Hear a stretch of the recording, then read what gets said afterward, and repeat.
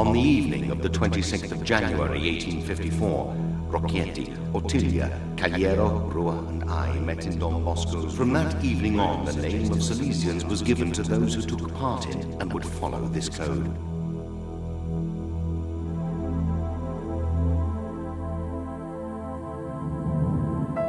Go out to the whole world and proclaim the good news to everyone.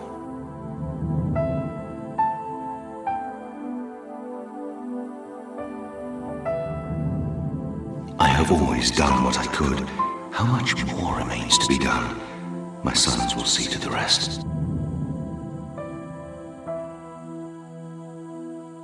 Give me souls, take away the rest.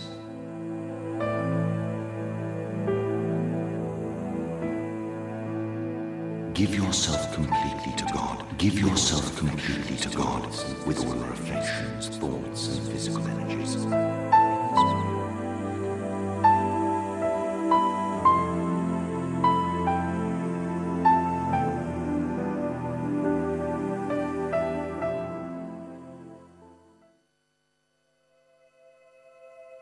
Entering the room, Dominic immediately noticed the placard hanging on the wall. It contained Don Bosco's project. Give me souls, take away the rest. Dominic understood its meaning and entrusted himself completely to his master. These words reveal the secret of Don Bosco. The guiding principle of his life was to reach out to all youth, to help them realize themselves, and to lead them to the fullness of joy. It became almost an obsession for him that gave rise to an overwhelming zeal and untiring effort, inspired dreams and ventures and institutions. The priest should be like the good shepherd who gives his life for his flock. Celebrating the Eucharist, he offered himself along with Jesus on the altar in order to conform himself to him. He invoked Mary as the teacher of the love of God and service to one's neighbor, as the help of Christians in their everyday struggles.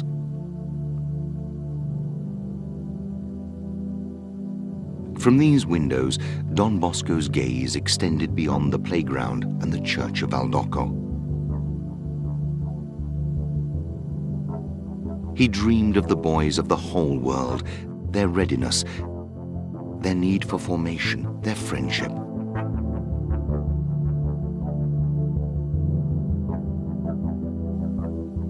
He gazed at the church, the mother of all, and at her mission of salvation. He became aware of the urgency contained in the command of Jesus. Go out to the whole world and proclaim the good news to everyone.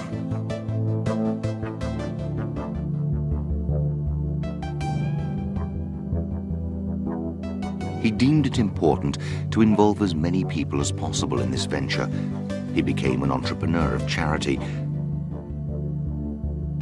a founder of educational families.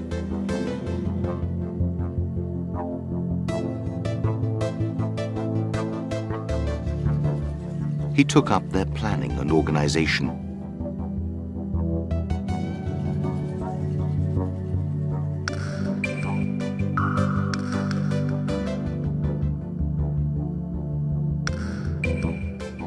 He evolved an educational method. He produced books in a prolific manner. Education is centered on the heart. He was convinced of that. Hence, he dedicated much of his time to listening to people, in the playground, in the church, in personal colloquy, and in teaching.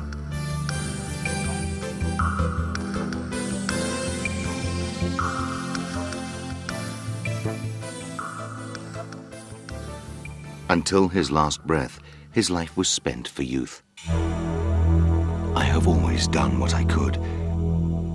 How much more remains to be done? My sons will see to the rest. His gaze and vision is for us both an invitation and a challenge.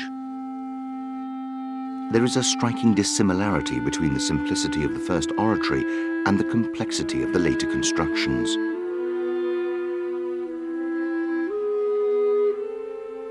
Don Bosco expressed his love of God and neighbor by being attentive to little details and by dedicating himself to boys with love and patience.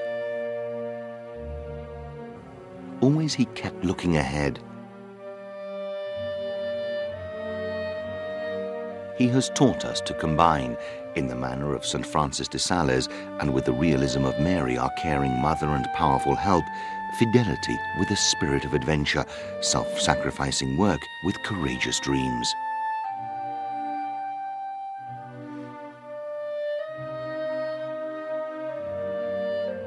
In this manner, he attained sanctity and glory.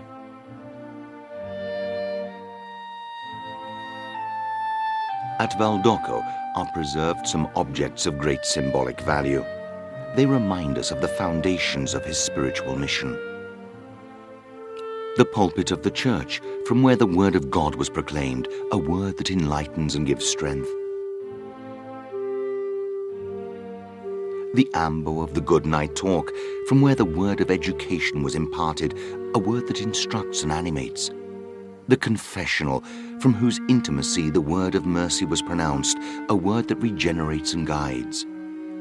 The altar, on which the Eucharist was offered, the bread that nourishes and transforms.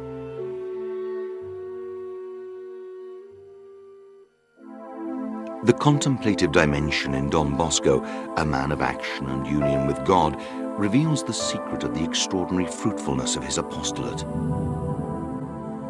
Give yourself completely to God with all your affections, thoughts, and physical energies. In this way, he can make use of you as he deems best for the salvation of the world.